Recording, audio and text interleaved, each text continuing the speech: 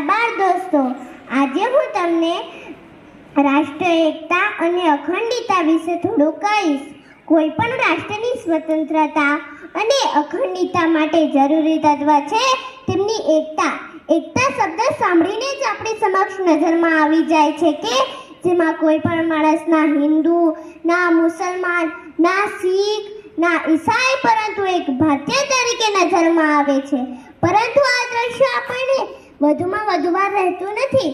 ક્યાં તો 15મી ઓગસ્ટ, ક્યાં તો 26મી જાન્યુઆરીના દિવસે જોવા મળે છે.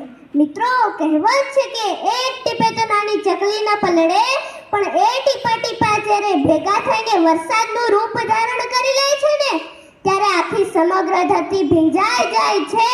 માટે જ તો કહેવાય છે કે જ્યાં એકતા જ હોય છે ને, ત્યાં માત્ર શક્તિ જ નથી વધતી, પરંતુ ખૂબ જ વૃદ્ધિ પામે છે. ભારત કાશ્મીરથી લઈને કન્યાકુમારી સુધી વિસ્તરેલ મોટો દેશ છે. એ દેશમાં 120 કરોડથી પણ વધુ લોકો વસે છે.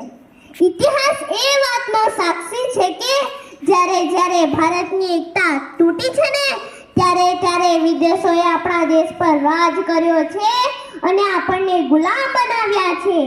આમ જોવા જઈએ તો જીવનમાં ઘણા ક્ષેત્રો એવા હોય છે જેમાં એકતા હોય છે. મિત્રો, એક નાનું દોરું તો નાનું છોકરું તોડી નાખે, પણ એ દોરું જ્યારે ભેગું મળીને દોરડું બને ને, તેને તોડવાની તાકાત એવડા મોટા હાથીમાં હોતી નથી. આજે આપણે એકતાની વાત કરીએ તો આપણી એકતા કયા રસ્તે ભટકી રહી છે? આજે આપણે આપણા સ્વાર્થ માટે ધર્મ, જાતિ, ભાષા વગેરેની દિવાલો ઊભી કરી રહ્યા છે. હું પૂછું છું કે જમીન તો વહેંચી દીધી, પણ આકાશ વહેંચી બતાવો ને તો હું માનું. ધર્મમાં વહેંચ્યા માણસોને પક્ષી વહેંચી બતાવો ને તો હું માનું. જન્મથી જ બાળકને કઈ રીતે ઓળખો છો? હિન્દુ છે કે મુસલમાન છે? કઈ નિશાની તો બતાવો ને તો હું માનું. પોતાના પરિવારને તો તું પ્રેમ કરે જ છે, પણ વસુધૈવ કુટુંબકમ સત્ય કરી બતાવો ને તો હું માનું.